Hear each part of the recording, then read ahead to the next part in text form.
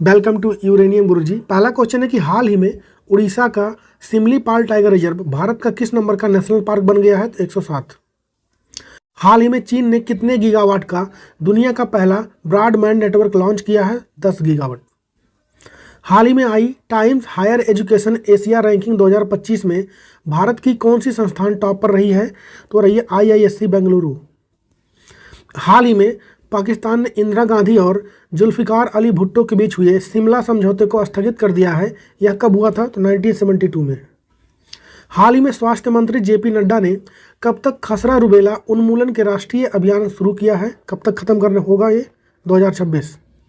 हाल ही में मुंबई से किसने 1 मिलियन उद्यमी बनाने के लिए भारत प्रोजेक्ट को स्टार्ट किया है? तो पीयूष गोयल ने। और इसरो के पूर्व अध्यक्ष कृष्ण स्वामी कस्तूरी रंगन का 84 वर्ष की आयु में निधन हो गया। वो कहाँ के रहने वाले थे? बेंगलुरु। और चीन की कंपनी ड्रीम टेक्नोलॉजी ने पहली बार किस भारतीय को अपना हाल ही में ब्रांड एम्बेसडर बनाया है? तो कृति सेनन को। और महाराष्ट्र के पुणे में हुए पुणे फिडे महिला ग्रैंड प्रिक्स का खिताब जीता किसने? कुनेरू हम्पी ने। और दूसरा एशियाई योगासन सम्मेलन कहाँ पर हुआ? दिल्ली में। और मलेरिया हमारे साथ समाप्त होगा, पुनर्निवेश, पुनर्कल्पना, पुनर्जीवित थीम के साथ विश्व मलेरिया दिवस कब मनाया गया है? 25 अप्रैल को। हाल ही में एशिया में लेवल 5 कार्बन मान्यता प्राप्त करने वाला कैंपेगौड़ा एयरपोर्ट कहाँ पर स्थित है? कर्नाटका के बेंगलुरु में। हाल ही में भारत की दूसरी वातानुकूलित इलेक्ट्रिक मल्टीपल यूनिट ट्रेन कहाँ पर शुरू हुई है? चेन्नई में। पहली वाली मुंबई में हुई थी। ब्राजील फीफा महिला विश्व कप 2027 के किस एडिशन की मेजबानी करने वाला है? 10वें। प्रधानमंत्री नरेंद्र मोदी ने मुंबई में इंडिया स्टील 2025 के किस एडिशन का उद्घाटन किया है? तो 6वें। नेक्स्ट है कि हाल ही में IP और संगीत IP की धड़कन को महसूस करें थीम के साथ विश्व बौद्धिक संपदा दिवस ये कब मनाया गया है? 26 अप्रैल को। गोवा में आयोजित हुए ड्रीम स्पोर्ट चैंपियनशिप फुटबॉल 25 में पुरुष कैटेगरी में खिताब किसने जीता है? पंजाब फुटबॉल क्लब ने। एयर इंडिया एक्सप्रेस के नए अध्यक्ष कौन बने हैं? तो नुपुर अग्रवाल। सुनील भारती मित्तल को किस बैंक का निजी क्षेत्र निवेश प्रयोगशाला का सदस्य बनाया गया है? World bank. और कितने साल बाद कैलाश मानसरोवर यात्रा फिर से स्टार्ट होने वाली है? 5 साल बाद। और बिहार के किस जिले में मोदी स्मृति संग्रहालय लॉन्च हुआ है? मोतिहारी में। और सभी के लिए टीकाकरण अमानवीय रूप से संभव है थीम के साथ विश्व टीकाकरण सप्ताह 2025 कब मनाया गया है ये? तो ये मनाया गया 24 से लेकर के 30 अप्रैल। ये फोटो गलत लग गया, पिछले वाले क्वेश्चन का फोटो है ये। हाल ही में दिल्ली के KD जाधव स्टेडियम में दूसरे एशियाई योगासन खेल चैंपियनशिप में 83 गोल्ड मेडल के साथ पदक तालिका में भारत किस स्थान पर रहा है? तो पहले। हाल ही में किस देश ने थैलेसीमिया और सिकल सेल रोग प्रबंधन के लिए $2 मिलियन की चिकित्सा सहायता नेपाल को दिया है? तो भारत ने। फिजी का सर्वोच्च नागरिक सम्मान अभी किसको दिया गया है? तो ये मिला है मधुसूदन साई को। हाल ही में IPL में शतक लगाने वाले सबसे कम उम्र के बल्लेबाज कौन बन गए हैं? तो वैभव सूर्यवंशी। 35 गेंदों में इन्होंने शतक लगाया।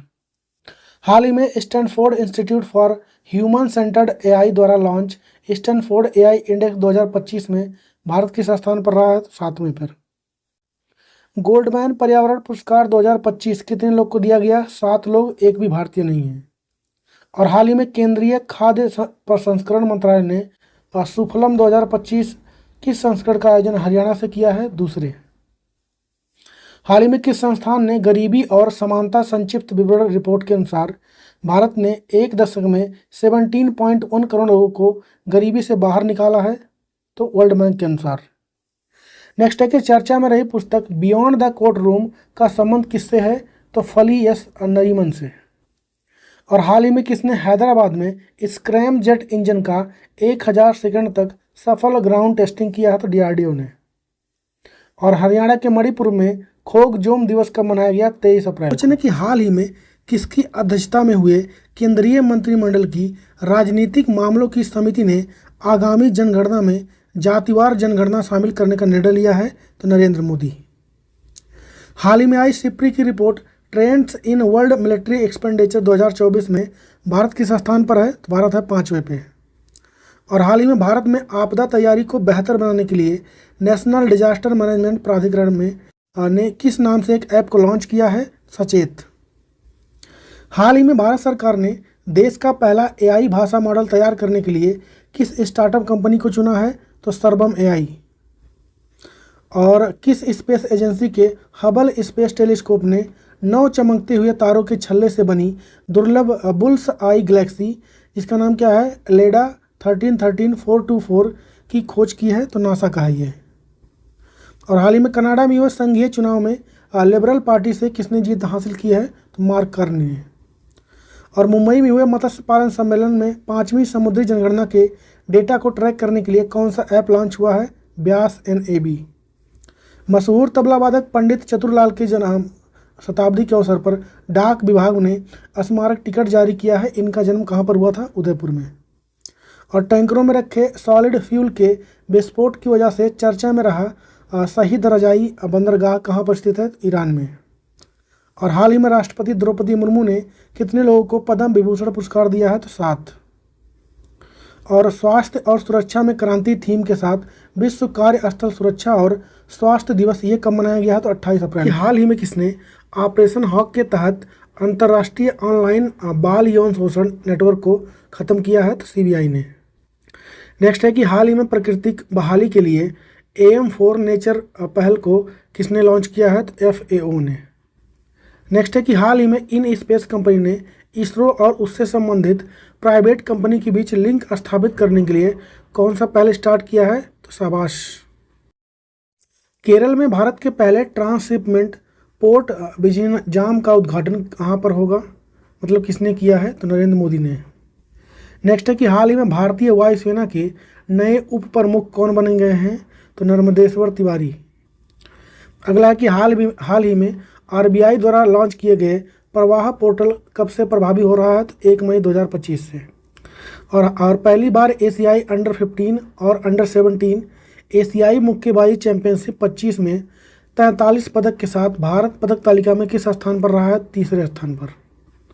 और हाल ही में प्रकाशित पुस्तक Ramanujan journey of a great mathematician, इसके लेखक कौन है? 2 लोगों ने लिखा है, अरुण सिंघल और देवेंद्र शर्मा ने।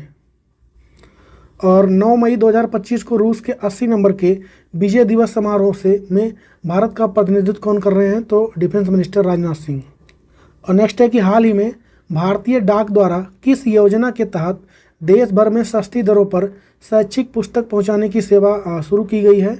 ज्ञान भारत मिशन के तहत। अगला है कि हाल ही में इंटरनेशनल डांस डे का मनाया गया है? तो 29 अप्रैल को। हाल ही में अमेजन ने प्रोजेक्ट कुइपर के तहत ब्रॉडबैंड इंटरनेट के लिए कितने उपग्रह को लॉन्च किया है? तो 27। 2026 में जापान में होने वाले 20 नंबर के एशियाई खेल में कौन सा नया खेल शामिल किया गया है?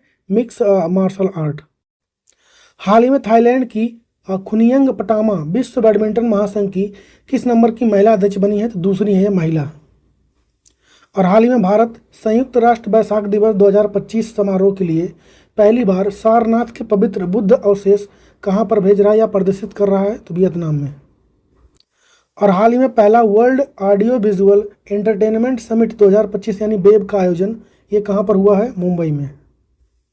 और हाल ही में JC डेनियल अवार्ड से सम्मानित फिल्म निर्माता साजी एन करुड़ का 73 वर्ष की आयु में निधन हो गया है। कहाँ के हैं वो? तो केरला के। नेक्स्ट है कि तेजपाल भाटिया को किस कंपनी का CEO नियुक्त किया गया है? Axiom space mission. और राष्ट्रीय सुरक्षा सलाहकार बोर्ड का प्रमुख किसे बनाया गया है? आलोक जोशी को। और हाल ही में सहकारिता मंत्रालय ने सरकारी डेयरी और अन्य उत्पादों को ऑनलाइन मार्केट प्लेस पर लाने के लिए किसके साथ समझौता किया है? स्विगी इंस्टामार्ट के साथ।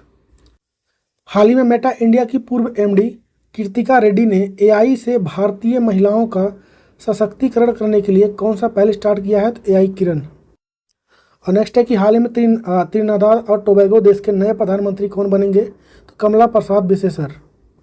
और आज का क्वेश्चन है कि सिप्री की report trends in world military expenditure 24 में भारत किस स्थान पर रहा? जवाब छापिए इसका कमेंट में। और वीडियो कैसा लगा इसको बताइए आप लोग कमेंट में, लाइक कीजिए, शेयर कीजिए। और टॉपिक वाइज करंट अफेयर में आज का टॉपिक आपका क्या आ जाएगा? तो ओपन हो जाएंगे जो टेनिस टूर्नामेंट के ओपन्स होते हैं, ऑस्ट्रेलियन, फ्रेंच, ये सब हैं।